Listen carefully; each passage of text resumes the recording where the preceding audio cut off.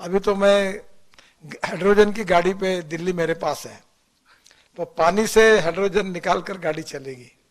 फिर मैं अभी कल ही मैंने टोयोटो की लॉन्च की।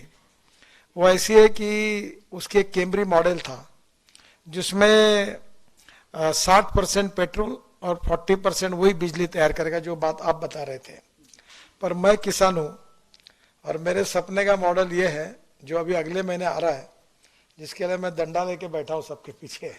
वो ये है कि हमारे किसानों का जो इथेनॉल है, जो 60 रुपये लीटर है, उसकी कैलोरिक वैल्यू पेट्रोल के बराबर, डीजल के बराबर होगी। और जो अभी टोयोटो के मॉडल्स आ रहे हैं कि 60 रुपये लीटर का इथेनॉल भरने के बाद 40% वही बिजली तैयार करेगा, यानी आपके गाड़ी में 30 रुपये लीटर पेट्रोल की कॉस्ट से आपको एवरेज मिलेगा, एकदम बचत होगी और प्रदूषण से मुक्ति मिलेगी। तो टोयोटो, हुंडई, मर्सिडीज, बीएमडब्ल्यू और बाद में सभी टाटा से लेकर सब लोगों की गाड़ियां अगले महीने से आ रही है। और बजाज ने और टीवीएस ने और हीरो ने इथेनॉल की लगाई है। आज ही मेरी बात कि इथेनॉल की बाइक नागपुर में लॉन्च कर रहे, बाइक और स्कूटर।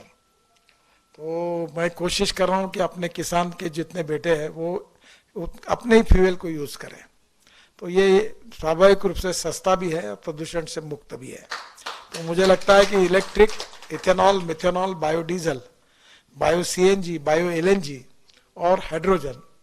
और हाइड्रोजन में भी 3 प्रकार है। ग्रीन हाइड्रोजन यानी पानी से निकलता है या बायोमास से निकलता है।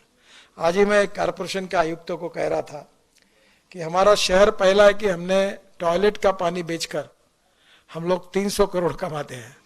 तो मैंने आज ही उनको कहा कि जो सॉलिड वेस्ट को सेग्रीगेट करने के लिए रूफटॉप सोलर लगाओ, और वो पानी जो है गंदा पानी, उसी से हम ग्रीन हाइड्रोजन तैयार करेंगे। और नागपुर कारपोरेशन की ट्रक, बसेस और कार, ये सब उसी पे चलाएंगे। अभी मैं उनको कह के आया कि आप ये प्रोजेक्ट दो। अभी दिल्ली में तो मेरे यहाँ एक मिराई करके गाड़ी है, वो टोयोटो की है।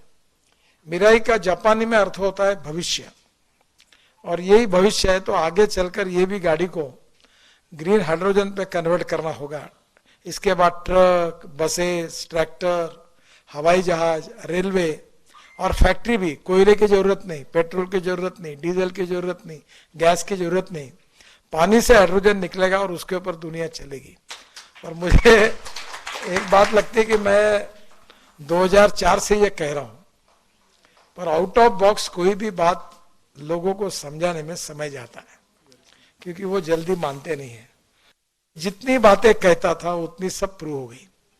तो अब स्वाभाविक रूप से, और ट्रांसपोर्ट मंत्री मैं हूं, और मेरा एक सपना है कि इस देश के पेट्रोल डीजल को, इंपोर्ट को बंद करना। 16 लाख करोड़ रुपए का पेट्रोल डीजल देश में आता है और सब प्रदूषण हमारे देश में होता है। और अगर ये 16 लाख करोड़ में से 5 लाख 10 लाख करोड़ अगर गांव के गरीब किसानों के पास जाएंगे तो गांव के लड़कों को रोजगार मिलेगा। और इसलिए बड़े प्रमाण पर मैं बोलता हूं कि अन्नदाता नहीं, ऊर्जादाता बनो, ताकि गांव में ऊर्जा तैयार हो जाएगी तो कोई किसान नागपुर, मुंबई, कलकत्ता नौकरी मांगने के लिए नहीं आएगा।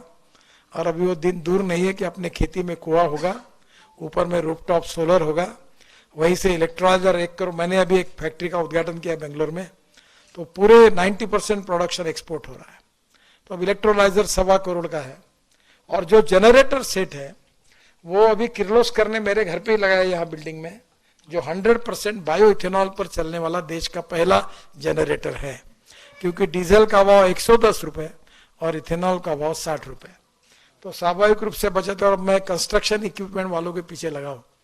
जेसीबी ने ऐसा जेसीबी बनाया कि जो अपनी परली होती है, राइस स्ट्रॉ, ये इससे बायो सीएनजी और बायो एलएनजी तैयार होता है।